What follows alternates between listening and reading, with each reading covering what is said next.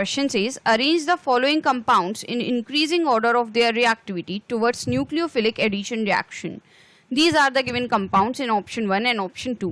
हमसे ये कहा जा रहा है इस क्वेश्चन में कि ये जो कंपाउंड्स हमें गिवन है, हमें इन्हें अरेंज करना है न्यूक्लियोफिलिक एडिशन रिएक्शन की रिएक्टिविटी के इंक्रीजिंग ऑर्डर में. तो सबसे पहले हम समझ लेते हैं न्यूक्लियोफिलिक एडिशन रिएक्शन को.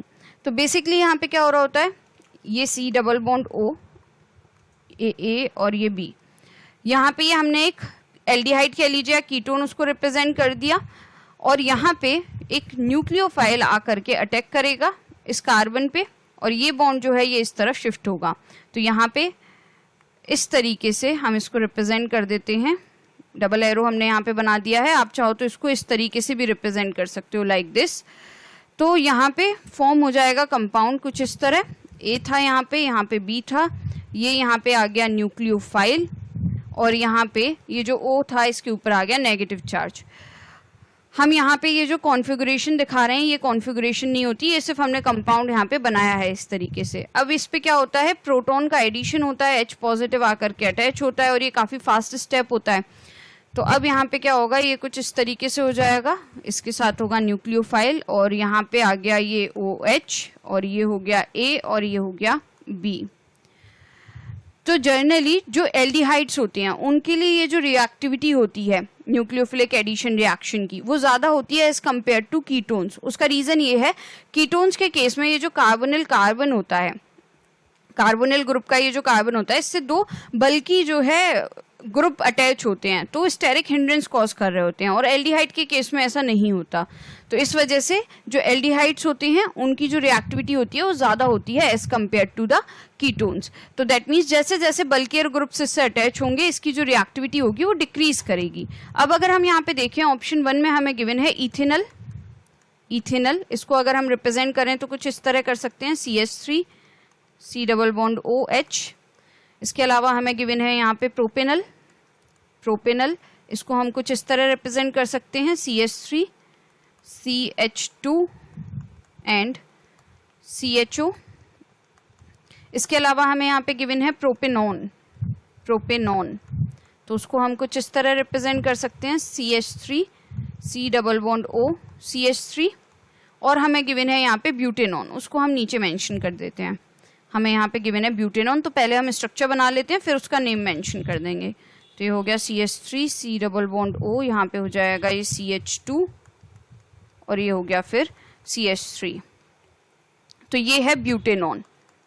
Butanone non.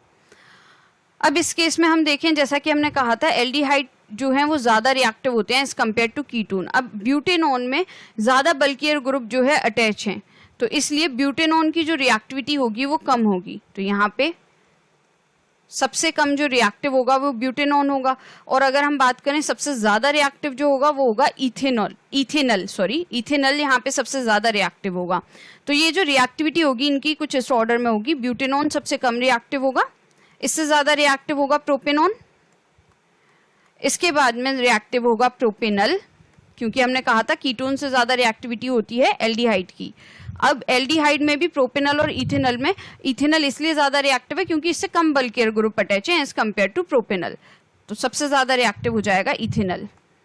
इथेनल. अब अगर हम बात करें ऑप्शन 2 के केस में, ऑप्शन 2 में हम एक बार देख लेते हैं हमें क्या क्या कंपाउंड्स यहाँ पे गिवन है. ऑप्शन 2 में हमें गिवन है बेंजल्डिहाइड, P टोलुएल्डिहाइड. P जो है यहाँ पे रिप्रेजेंट कर रहा है पैरा को, तो हम इसको इस तरीके से मेंशन कर देते हैं कि ऑप्शन 2 में हमें कंपाउंड गिवन है benzaldehyde, para tolualdehyde, para nitrobenzaldehyde and acetophenone. तो इसको हम पहले नीचे लिख लेते हैं. हमें गिवन है बेंजल्डिहाइड, बेंजल्डिहाइड. इसके अलावा हमें गिवन है पैरा टोलुएल्डिहाइड, एल्डिहाइड. और इसके अलावा हमें यहाँ पे गिवन है पैरा नाइट्रो, यहाँ पे हम लिख लेते हैं पैरा नाइट्रो. और एक बार हम चेक कर लेते हैं कि ये बेंजल्डिहाइड था या दूसरा कंपाउंड यहाँ पे गिवन है. ये है benzaldehyde. Okay, para nitro benzaldehyde, benzaldehyde and acetophenone, acetophenone, phenone. अब यहाँ पे भी हम एक एक करके इनके स्ट्रक्चर्स देख लेते हैं। अगर हम बात करें बेंजल्डिहाइड की तो उसके स्ट्रक्चर को हम कुछ इस तरह रिप्रेजेंट कर सकते हैं। ये हो गया benzaldehyde, so this is benzaldehyde, benzaldehyde. इसके अलावा हमें यहाँ पे गिवन है पैरा टोलू एल्डिहाइड, तो यहाँ पे हम इसको इसके स्ट्रक्चर को भी मेंशन कर देते हैं। तो इसका स्ट्रक्चर कुछ इस तरीके से हो जाएगा। ये हो गया CH3, ये जो बॉन्ड है हम दोबारा मेंशन कर देते हैं। ये हो गया CH3 और यहाँ पे हम एल्डिहाइड ग्रुप भी मेंशन कर देते हैं। यहाँ पे आ जाएगी हाइड्रोजन और ये हो गया डबल बॉन्ड ऑक्सीजन। ये ऑक्सीजन थोड़ा सा हम दूर यहाँ पे मेंशन कर देते हैं। इसके अलावा हम पहले यहाँ नाम मेंशन कर देते हैं, this is para tolu aldehyde, aldehyde. अब अगर हम बात करें पैरा नाइट्रोबेंजल्डिहाइड की तो हमें बस यहाँ पे ये जो एल्डिहाइड ग्रुप है ये इसी तरीके से अटैच है लाइक दिस, और यहाँ पे अटैच है नाइट्रो ग्रुप, तो ये हो गया para nitro benzaldehyde, benzaldehyde.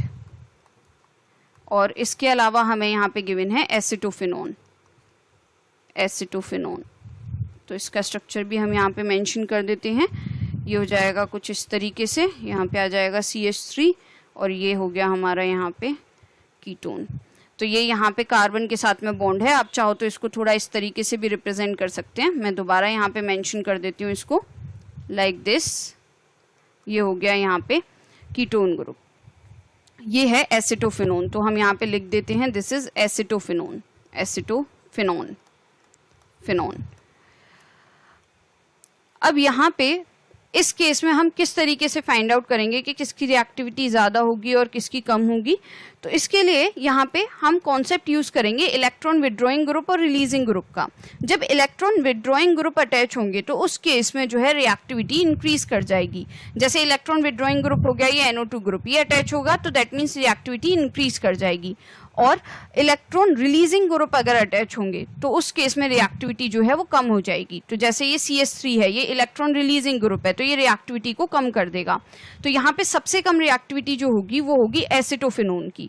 Reason being, एक तो ये कीटोन है ही, और दूसरा रीजन इसका ये है कि ये कार्बोनिल, ये जो कार्बन है जिसके ऊपर ये न्यूक्लियोफाइल अटैच करेगा जिस कार्बन के ऊपर, उसके साथ में ही डायरेक्ट जो है इलेक्ट्रॉन रिलीजिंग ग्रुप अटैच है।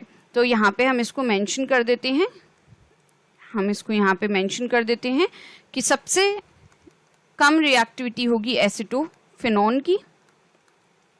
एसिटोफिनोन से ज़्यादा रिएक्टिविटी होगी, एसिटोफिनोन से ज़्यादा रिएक्टिविटी होगी यहाँ पे ये पैरा टोलू एल्डिहाइड की। इसका रीज़न क्या होगा, क्योंकि ये इलेक्ट्रॉन रिलीजिंग ग्रुप इसके साथ में अटैच है यहाँ पे। तो यहाँ पे हम मेंशन कर देते हैं पैरा टोलू एल्डिहाइड, एल्डिहाइड इसकी। एंड देन इसके बाद में इससे ज़्यादा रिएक्टिव होगा बेंजल्डिहाइड, बेंजल्डिहाइड इससे ज़्यादा रिएक्टिव होगा क्योंकि पैरा नाइट्रोबेंजल्डिहाइड सबसे ज़्यादा रिएक्टिव होगा। उसका रीज़न यही है कि इसके साथ में NO2 ग्रुप अटैच है जो कि इलेक्ट्रॉन विड्रॉइंग ग्रुप है। तो यहाँ पे आ जाएगा बेंजल्डिहाइड, बेंजल्डिहाइड। एंड देन सबसे ज़्यादा रिएक्टिव होगा, यहाँ पे हम इस तरीके से ही मेंशन कर देते हैं क्योंकि इधर स्पेस नहीं है, तो सबसे ज़्यादा रिएक्टिव हो जाएगा para nitro benzaldehyde, benzaldehyde, benzaldehyde. So I'll just conclude it here now. Thus, the above explanation